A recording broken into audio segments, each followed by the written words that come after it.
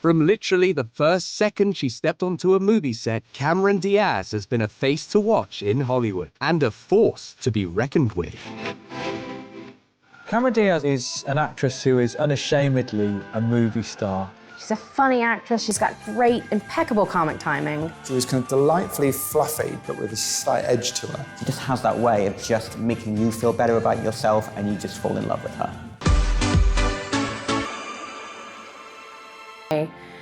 She was completely freaked out taking on this role. And when we came out of that movie, I think there were two names everyone was talking about. Of course, Jim Carrey kind of is the winner, but Cameron Diaz suddenly had a very big career. My best friend's wedding is set up as that, Julia Roberts, in the height of her stardom, loves her best friend, but hasn't expressed her love, just thinks of her as her best friend, and announces that he's going to marry Cameron Diaz. I think she was really good in that film, and of course she has one fantastically memorable scene, which is the quality. It's okay, I've been through this before. Kidnapped before? Yeah, I was 12. God, that's terrible. It was a long time ago. Spoiled kid gets in on the act. Who could believe this would be a happy ever after? So, how am I doing? In the kidnap? Yeah. So far, you're not doing too bad. Thank you. I'm one of the few people that rather enjoyed The Life Less Ordinary. This was Danny Boyle coming off Trainspotting, and it was his attempt to bring back a kind of screwball comedy. It had a kind of elements of It Happened One Night in it. It's a story of a kind of a low-level guy who runs off with a rich guy's daughter, and it's kind of Ewan McGregor. And so Cameron Diaz is the rich guy's daughter, of course. She's a lot more. She's too much for him to handle. I've got your daughter here, and I'm gonna send her back in pieces if I don't get what I want. You hear me? I'm gonna pull her fingers out with pliers, and then I'm gonna fry them up for breakfast. Do you understand? And so on like that, okay?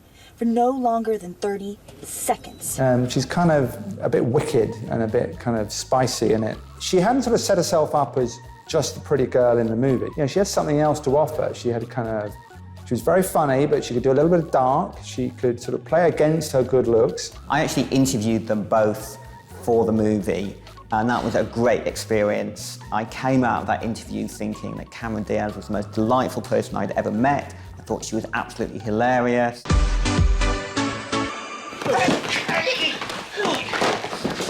The inevitable. We all know what happens here, people. Woogie!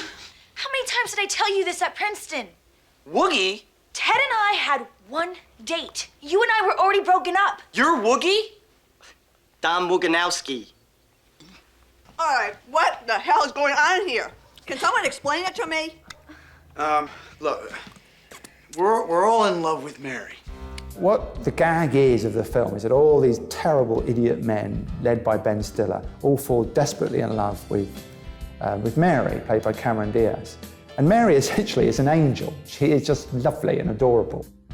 I think Cameron Diaz in that film is perfection. This sort of beautiful girl who's a little bit goofy, but she's taken charge of the comedy. It's not just the guys who get the funny moments. She gets some of those funny moments, and she holds her own, and I think it's great to see her taking charge like that. A lot of her scenes, she's really just kind of more reacting to the mayhem that's going on around her, and I think she's always great when she's doing that. Is that a hair gel? Yeah. Great. I could use No, you don't have to. You don't. I just ran out. How are we doing over here? And of course, the scene that, probably added $100 million onto the global box office was the hair gel scene, which I understand she was initially not kind of sure about, and the Fowleys were saying, look, let's just film it, and if it works, it works. If it doesn't work, we won't put it in the film. Obviously, it's the best moment of the film. It could have been especially gross if you had a different actress that she might have just looked like, oh, there's semen in my hair, and but Cameron was sort of loving it, and you could just, there was a sort of lightness with it too, that she just won everybody over.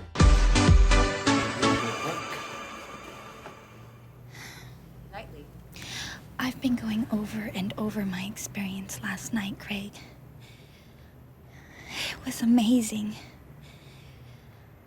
I've decided I'm a transsexual.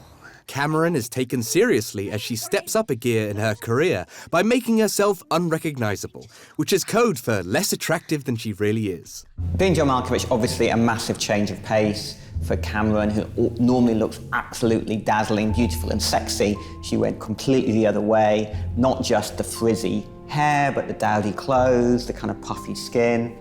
She stepped into a Spike Jonze film, and Spike Jonze's worldview is not other people's worldview. He decided to make a film in which people travel through, can enter John Malkovich's head and see the world through John Malkovich's eyes, which John Malkovich very gamely decided he was going to be in. John Cusack is the lead character, sort of ragged, desperate, and his wife at home is played by Cameron Diaz. It's a dark, interesting role, and her role is actually probably the most interesting in that film, so she could definitely go on and do some serious stuff. We love her, Craig. We? John and me. Don't forget about me. Will you have the Maxine action figure to play with? I'm sorry. That was nasty. So I can see exactly why she would take a Spike Jonze film and want to do this, because I think she does enjoy playing around with it, messing around with the concept of her own stardom. And I think she likes to do things that are just a bit crazy. I mean, that's a demanding performance. She was fantastic in it, and I think everybody took her far more seriously after that, too.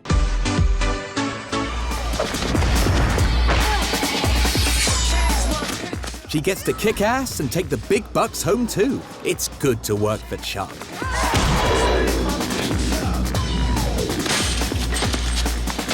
I thought the new Charlie's Angels was fun. It's sort of female empowerment. These gals are sassy, they're having fun together, they're embracing the action. I thought it was great. Charlie's Angels is another example of Cameron being very clever, where even where she's in a leading role, she's always got, a couple of wingmen.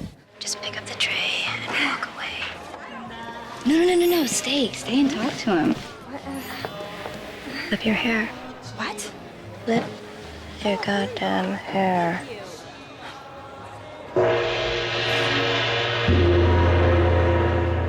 It's also an object lesson in, for $12.5 million for that film, $20 million for the sequel. She's willing to be, as perky and sexy and flirtatious as anybody needs her to be. It's fantastic she was earning more than $20 million for a role. Why shouldn't a woman command that? And a woman like Cameron Diaz, she's beautiful, she's funny, impeccable comic timing. She should be earning top of the top, so fair on her.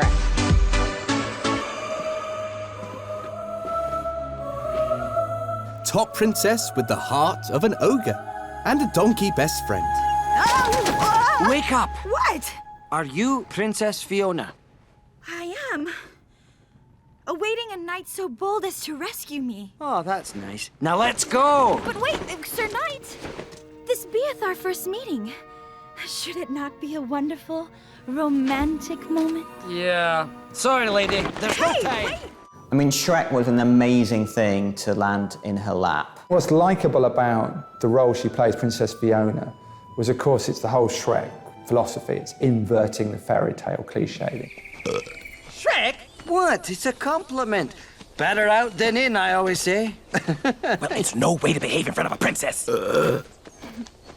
Thanks. She's as nasty as you are. Shrek is his ogre, this very irritable ogre, voiced by Mike Myers.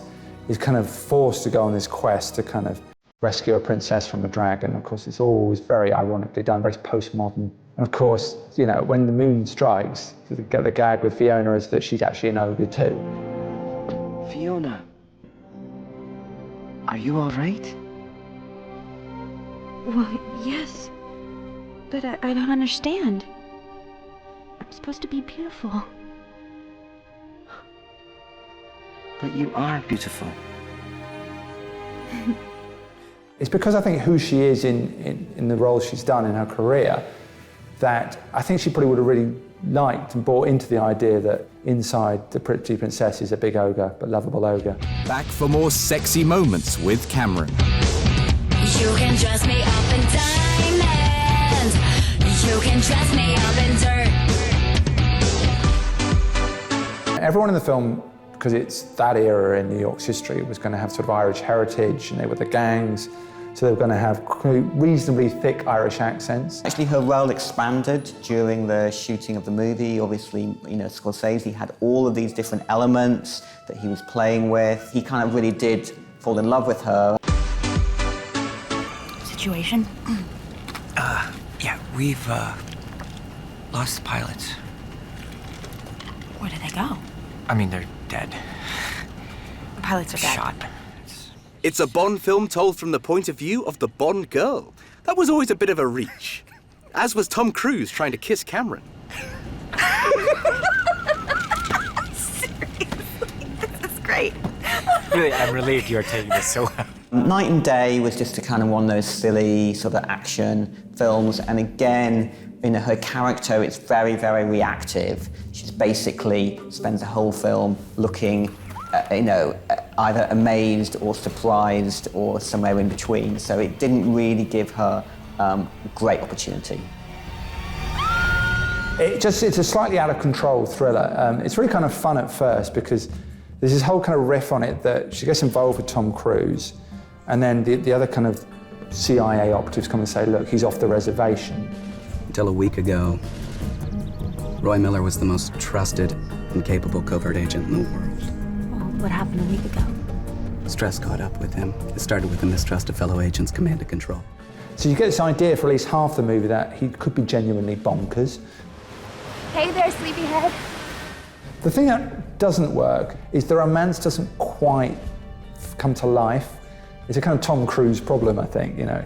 He's good when he's the solo man, he's kind of the individual, but when he's going to kind of bounce off the actress, it never quite sort of works out.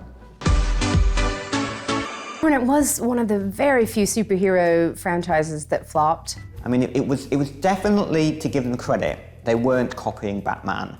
Cameron totally helped us write that character in a lot of ways. It's true, she actually came up with a lot of the idea that the character was very involved in journalism. She like flatly refused to do certain things as the character that were sexist or, you know, very standard, and it helped make the character like way more interesting. It's true, she would just say, like, this is what this character does in every one of these movies. It made us realize, even as hard as we had tried to break a lot of the stereotypes, we didn't. It doesn't work because they've got similar styles to them. I know that sounds absurd because Seth Rogen's a kind of rather chunky, kind of louche, bad boy comedian, and she's this sort of svelte, gorgeous lady, but she does a little bit, she's a bit of a ladette.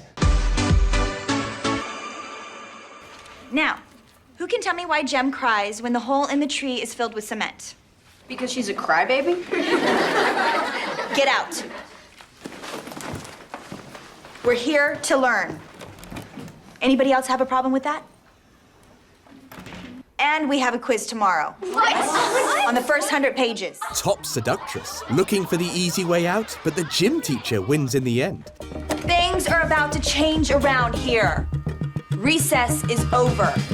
The Bad Teacher was a big hit, and the idea is quite simple, you know. She is the worst teacher you've ever had. She's a substitute teacher who comes in and just is reckless and terrible, and it's whether she'll reform herself. Good on Hollywood that you're actually presenting a lead character that we're kind of invited to go on a journey with, who really is, you know, genuinely very hard to root for. Miss Halsey, Hey. I'm impressed. Thanks, I've been working What out. a turnout. In Bad Teacher, she's phenomenal. I just love this film, and more people should have seen it. It was really hilarious to me. And I think it saw Cameron embracing herself as a slightly older, she's a little bit of a seductress, but she's having fun with that role, and it's, I think, a new side to her. So, what are the limitations of having Scout as the narrator? You, Chubbs. Because he... Next question. Come on. Because Atticus is always the voice of reason and justice? Correct. Here. Nothing in the face. As she's got older, she has sort of worked very hard to be seen as a comedienne, and something she's had throughout her career. She's very funny. So she's got this ladette quality that she can be uncouth without spoiling it. You know, she can be all debonair and angelic like she was in Something About Mary, but she can swear and she can be the bad girl, and you kind of buy it. It's a nice ring. Want to know how much it's worth? From top bad teacher to top baddie, Cameron takes you to the dark side, along with her leopards. You should be careful what you wish for. You might not get it. The film has this kind of slightly metaphorical level in which it operates, in which it's about a counsellor, a legal, who's got involved in the drug industry to sort of pay for his lifestyle. And essentially he's made a deal with the devil. And she partly is a representation of evil. You're in trouble. And the film it gets rather trapped in, as good novelists sometimes do, of saying rather than showing. When the axe comes through the door, I'll already be gone. And Diaz suffers probably most because it's such a complicated role. It was the easiest role to come off as absurd, and she kind of does a little bit. Just rattling your cage. What a world. You think the world is strange? I meant yours. She has to be both a human participant in the film, but also give off the side of the theme of the film. She is the animal instinct. It's a very Cormac McCarthy thing, is that, animal versus spiritual, and are we just animal? It's probably beyond our imagining. And she has a very unfortunate sex scene, which I think most people will remember the film for more than anything, which if you see the film, you'll know what I'm talking about. Greed really takes you to the edge, doesn't it?